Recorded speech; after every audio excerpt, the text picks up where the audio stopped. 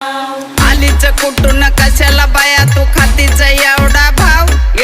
आलीच कुठून कशाला बाया तू खातीच एवढा भाव भल्या भल्यांना जाऊन विचार फक्त माझं नाव भल्या भल्यांना जाऊन विचार फक्त माझं नाव भल्या भल्यांना जाऊन विचार फक्त हिचं नाव